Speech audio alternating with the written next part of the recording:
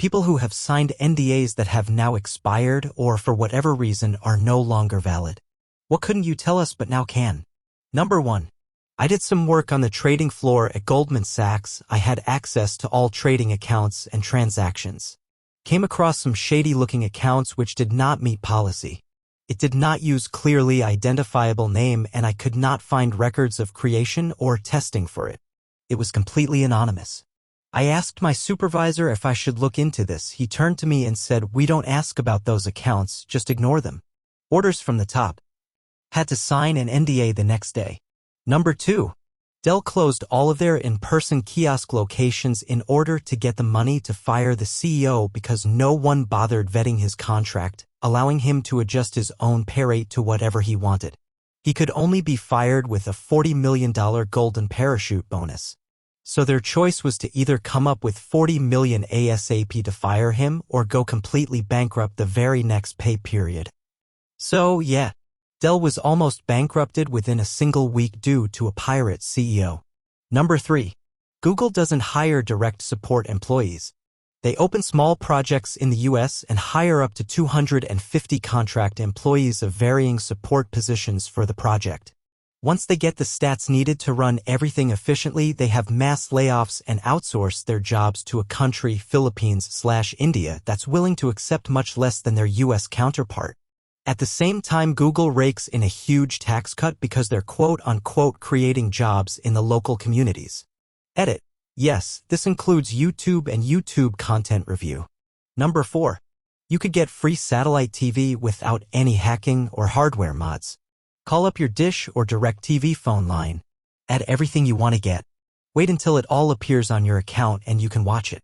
Then, unplug all the hardware in your system and give them a call back saying it wasn't you or you changed your mind or you only had it for visiting family or whatever. Take it back down to the bare minimum or turn it off completely. Wait at least 24 hours, preferably a good 2 or 3 days. Then, plug your shit back in and continue to enjoy everything. This has been known to work for years for a lot of people. Satellite TV is one-way communication, so the only way they update your programming authorizations is to send a signal to your specific hardware. Sending satellite signals for single customers is expensive, so they don't keep doing it. When your system gets the update to turn on all the channels, it sticks until you make a change. All you have to do is skip that downgrade signal. Number 5. When I was in high school, this kid kept bragging about joining the Russian mob. He was kind of a shithead. Sold drugs. And way more than just pot. No one really believed him. And then one day he disappeared off the face of the earth. This was a while ago. I'm in my 30s now. So no Facebook, no cell phones. One day he was just gone from our lives. Well, turned out somewhere up the chain of drug dealer scum this kid really did have connections to the Russian mob. They offered to let him in. Told him he'd make tons of money. People would respect and fear him. Whatever he wanted. All they wanted from him was to show his loyalty by doing a hit. Kid was 17. He killed some rival drug dealer or something stupid like that. The Russians set him up and let him take the fall. This was over 20 years ago. He's still in prison and he will never leave. And that was just one fucking day in the lives of the people that dumbass looked up to. I didn't breach an NDA, but I think 20 years later the Russian mob probably isn't going to kill me for talking on Reddit. Number 6. Recycling company would throw away a lot of stuff. They collected the money from government subsidies while leaving the employees to a shit salary in a hazardous workplace.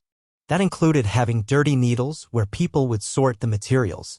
Thank God I didn't get stabbed by one. It was awful. Number 7. I'm not really sure if what I saw was declassified or expired, so I can't give specifics. I participated in arming and training some militia groups in Iraq to fight ISIS that had highly questionable motives and very little vetting done on them.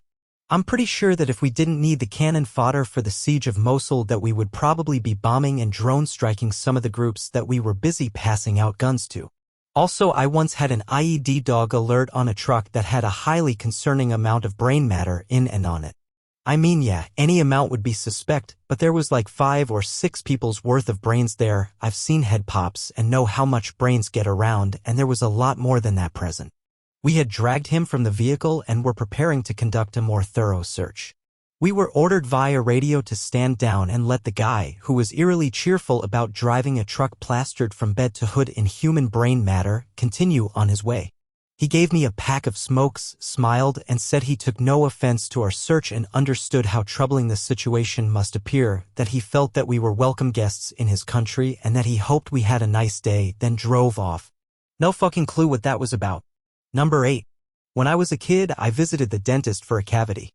While there, the dentist slipped while drilling my tooth and drilled a hole under my tongue. My mom saw me tense up and my dentist said, "Oh, nicked her there a bit, so you might see a little blood."